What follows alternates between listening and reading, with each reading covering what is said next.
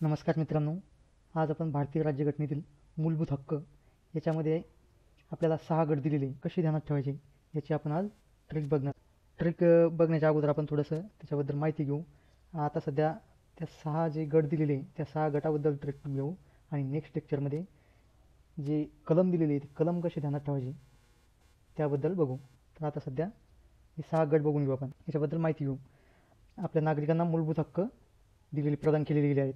सुरुवातीला हक्क 7 होते, पण 1978ला 44व्या घटना दुरुस्तीने मालमत्तेचा हक्क म्हणजे प्रॉपर्टीचा जो हक्क होता तो मूलभूत हक्काच्या यादीतून काढून कायदेशीर हक्क म्हणजे लिगल राईट करून टाकला सध्या. आता म्हणजे याचा अर्थ आता अगोदरचे 7 होते आता 6 झाले आणि 44व्या घटना दुरुस्तीने 1978ला जो मालमत्तेचा हक्क मूलभूत हक्क होता अगोदर तो आता कायदेशीर हक्क केलेला आहे.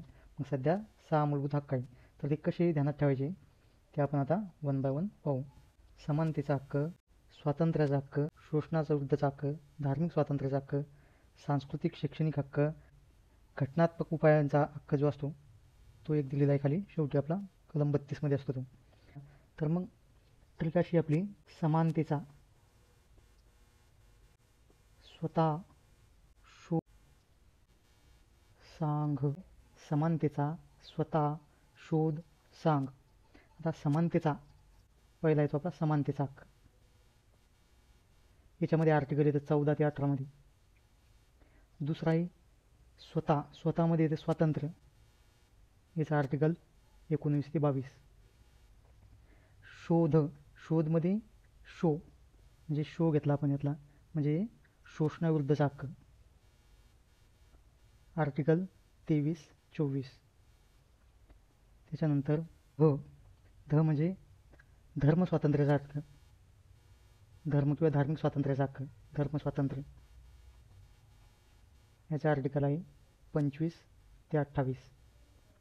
त्याच्यानंतर सांघमधला स म्हणजे सांस्कृतिक आणि शैक्षणिक हक्क, सांस्कृतिक आणि शैक्षणिक.